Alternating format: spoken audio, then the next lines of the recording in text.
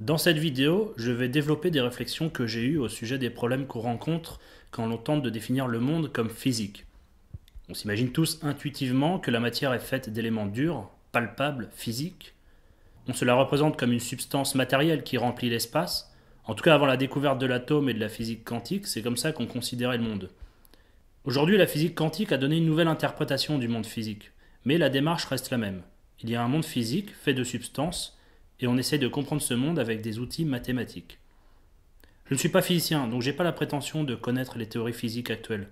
Donc dans cette vidéo, je vais uniquement m'attarder sur le problème de substances et d'objets physiques, comme on le conçoit d'un point de vue classique. Je vais donc parler d'objets qui ne sont pas décrits par la physique quantique. Néanmoins, je pense que les problématiques que je soulève concernent la physique en général. Supposons que la matière soit composée de substances irréductibles. Ici, j'entends par irréductible le fait que cette substance n'est descriptible par rien d'autre qu'elle-même, et qu'à toutes les échelles où on peut l'observer, on n'observera rien d'autre que cette substance, ni vide, ni composé de cette substance. Avant la découverte de l'atome, on pensait que la matière était irréductible, que c'était une substance continue qu'on ne pouvait pas réduire à des parties plus petites, dont les caractéristiques seraient différentes de la substance en question. Mais dans un contexte plus récent, on peut s'interroger sur la notion de particules fondamentales. En plus de n'être que d'une unique substance indivisible, elles sont aussi physiquement insécables. Prenons une particule élémentaire qui serait une boule. Ce n'est donc pas une particule décrite par la physique quantique, elle ne correspond pas à la réalité de la physique des particules, elle va juste nous servir comme base de réflexion pour pousser notre vision du monde physique à ses limites. On suppose que cette particule est constituée d'une seule substance, et qu'elle est physiquement insécable. En résumé, il ne peut y avoir d'objet plus petit et plus fondamental que cette particule. Maintenant, si je coupe virtuellement, conceptuellement, cette particule en deux, j'ai donc deux demi-boules. Je ne parle pas de la couper physiquement, mais juste d'imaginer et de considérer deux moitiés de cette boule. Ces deux moitiés existent bel et bien, on peut donc les étudier séparément. La question est, qu'est-ce qui permet à ces deux moitiés d'être collées entre elles? Puisque dans cette boule il n'y a rien d'autre que la substance de cette particule, quels sont les éléments qui empêchent ces deux moitiés de se séparer? La substance de la particule est-elle attractive? Mais si elle s'attire elle-même, elle devrait s'effondrer sur elle-même.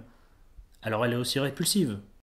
On comprend que pour que ces deux parties restent collées l'une à l'autre, dans une parfaite stabilité, il faut qu'il y ait quelque chose entre les deux. Il faut donc imaginer d'autres particules, d'autres éléments qui jouent un rôle de médiateur pour garantir l'intégrité de la particule dont on parle. Mais alors ça veut dire qu'il y a d'autres particules encore plus petites et plus fondamentales. Mais on peut appliquer le même raisonnement à ces particules. Qu'est-ce qui garantit leur intégrité? Il faut donc imaginer d'autres particules à l'intérieur de ces dernières particules. Pour résumer, il faudrait qu'il y ait à toutes les échelles une infinité d'éléments pour expliquer les phénomènes. On peut voir les choses d'une autre façon. Supposons qu'on étudie toujours cette particule élémentaire composée de rien d'autre que de sa substance physique irréductible. Pour des questions de simplicité, on va imaginer qu'elle fait 1 décimètre cube. Se pose alors une question. Quelle différence y a-t-il entre 1 cm3 et 1 mm3 de cette particule? Si je prends 1 cm3 et 1 mm3, avec toute l'information et les propriétés que ces deux échantillons ont, et que je les mets dans mon espace virtuel de travail pour les étudier, comment pourrais-je les différencier? Si j'ai un tableau sur lequel je représente tout ce qu'il y a à savoir sur ces deux échantillons, mais que je les ai tous les deux mis à l'échelle d'1 mètre, quelles vont être les différences notables, représentables dans la dynamique de ces échantillons, excepté que je sais moi-même qu'il y en a un qui a été agrandi plus que l'autre? Si je représente sur mon tableau virtuel 1 micromètre cube de beurre à l'échelle d'1 mètre, dans cette représentation, il y a tout ce qu'il y a à savoir sur mon échantillon, nombre de particules, position, espace entre chaque atome, et que je quitte mon labo sans avoir noté quel agrandissement j'ai fait subir à mon échantillon. Mon collègue qui rentre ensuite et voit ma représentation pourra tout de même en déduire la masse et la taille de beurre représentée à partir du nombre d'atomes et de la taille des molécules. Ces informations sont disponibles dans l'échantillon lui-même. Maintenant, si je fais la même chose avec ma particule irréductible, comment mon collègue pourrait deviner l'agrandissement que j'ai fait subir? Il ne verra représenter qu'une seule chose, un morceau de substance fondamentale. Que cette substance soit physiquement sécable ou non ne change pas le problème. Deux volumes différents de cette substance n'ont aucune différence entre eux, si la substance n'est pas composée d'éléments plus petits. Cela a des répercussions physiques concrètes. La masse de mon morceau de beurre est déterminée par le nombre de particules dans ce morceau. Mais si je prends deux volumes différents de cette substance fondamentale, où est l'information de la masse respective de ces deux volumes? La seule solution, c'est de considérer que deux volumes de cette substance ont la même masse. C'est-à-dire que la densité de la substance est soit nulle, soit infinie. Ça pose quelques petits soucis. Et si je percute un côté de la particule, elle va se déformer, mais à une vitesse finie. Donc il va se produire en elle une onde de choc. Mais comment l'onde de choc sait à quelle vitesse elle doit se déplacer dans la substance, puisque dans chaque volume de cette substance, l'information des dimensions n'est pas présente? Seule solution, quelle que soit la distance à parcourir dans la substance, l'onde la parcourt à la même vitesse. La substance a donc une rigidité infinie. C'est de nouveau problématique, ça veut dire que cette substance transmet l'information instantanément, donc plus vite que la lumière. On peut détourner le problème en disant que la substance de cette particule obéit à l'espace physique. L'information de sa masse et de sa rigidité est contenue dans son rapport avec l'espace physique. Mais alors ça veut dire que ma particule n'est pas un objet physique à part entière, mais une propriété de l'espace physique. Puisque si j'extrais cette particule de l'espace physique, pour la placer dans l'espace mathématique, elle disparaît. Ses propriétés et sa nature n'ont plus de sens. Mais alors du coup, je peux appliquer les mêmes questions à l'espace physique lui-même, qui est aussi un objet physique. Quelle différence y a-t-il entre deux volumes d'espace différents? Qu'est-ce qui justifie physiquement que deux volumes différents d'espace physique se comportent différemment? Il faudra admettre que l'espace est composé de particules d'espace et que sa valeur réside dans le nombre de particules d'espace qu'il compose. Mais de quoi sont faites ces particules d'espace? On retombe sur le même problème. On ne peut pas considérer un volume d'objet physique, matière ou espace, irréductible. On est obligé de le déterminer par des éléments plus petits. Ce qui nous ramène à la conclusion du point précédent. Si le monde est physique, alors il est composé d'une infinité d'objets physiques infiniment petits.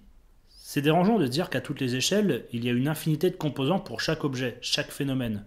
D'autant plus qu'une infinité d'éléments dans un volume fini, ça veut dire des éléments infiniment petits. Et alors là se pose la question, est-ce qu'un objet physique infiniment petit est un objet physique? Ou est-ce uniquement un objet mathématique? En l'occurrence, un point. Donc le monde, si on s'obstine à le voir comme une suite d'interactions d'objets physiques ayant des propriétés indépendantes d'un espace conceptuel et mathématique, alors il n'est qu'un ensemble de points. Mais le monde physique a des propriétés, et donc ces propriétés devraient être inscrites dans ces points fondamentaux. Mais est-ce qu'un point physique, ça a un sens? Un point, c'est un objet mathématique. Ça n'a que les propriétés de sa position dans l'espace.